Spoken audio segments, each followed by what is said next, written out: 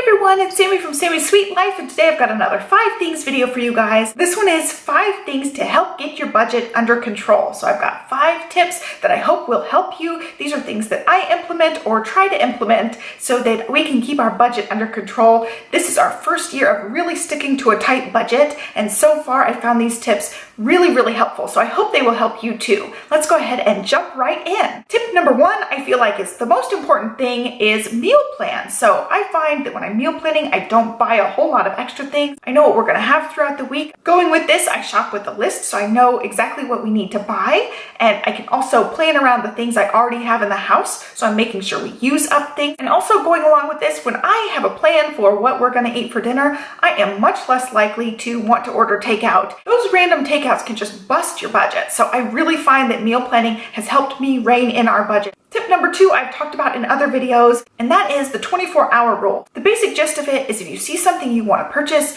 and it's not, planned on the list, if it's going to be an impulse, you wait 24 hours. So if you want something, you go back to the store and buy it the next day or the next week or something, but you give that bit of pause to make sure that it's not just an impulse buy. Going along with that, tip number 3 is ask yourself the question, can I do without this item? This item is really helpful for clothing items or kitchen gadgets especially. Can you do without the item? So if you want something that's a unitasker in the kitchen, can you make do without it? Can you work around it and save yourself the money? Or will this thing really improve your life, speed up your cooking process? You really have to ask yourself, can you do without the item? This one's especially helpful for clothes. You're looking at another pair of sneakers and you already have 5 pairs of sneakers. Could you do without the new pair? Definitely. So you can really rein in on some of the spending like that. Tip number 4 kind of goes back to the meal planning thing. If takeout is one of your weaknesses, plan to have takeout at home. There's a lot of stuff in the freezer section that you could just whip up at home,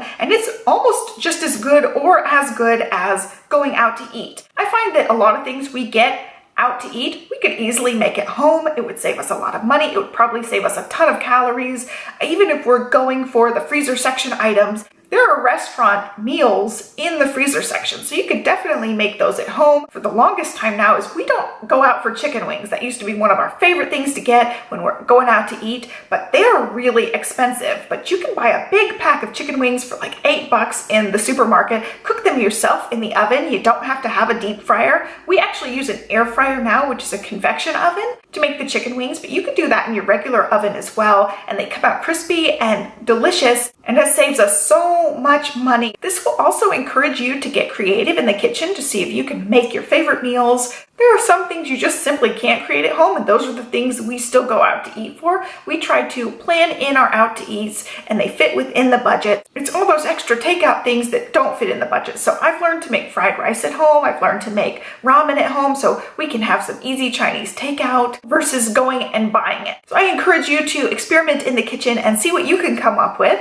And my tip number 5 is plan in some rewards. I'm doing the work ahead of time to make sure that we're sticking to the budget before I splurge and before I give myself a reward. These rewards can be small. You can say, okay, if we stick to our budget this month, we will go out to eat this day. If your budget is super duper tight and it doesn't allow for much as far as splurges, you can be super duper tight for a month and reward yourself. It's a smaller splurge, but you can still work that in. So I definitely encourage you to have those rewards so you're not just chugging away, sticking to the budget, being super strict on things, and not having those fun things as well. You have to have some fun so you know those rewards are coming. You can look forward to those. It helps motivate you to stick to the budget in the meantime. So those are my 5 tips for getting and keeping your budget under control. I hope you found them helpful. Be sure to give me a thumbs up and subscribe. If you have any topic suggestions for these 5 things videos, I would love to hear them. Leave them in the comment section down below. And also, what are your best budgeting tips? I would love to know those as well. If I get enough of those, I can make a part 2 for this. So that is it for this video. Have a great day, and I'll catch you next time. Bye.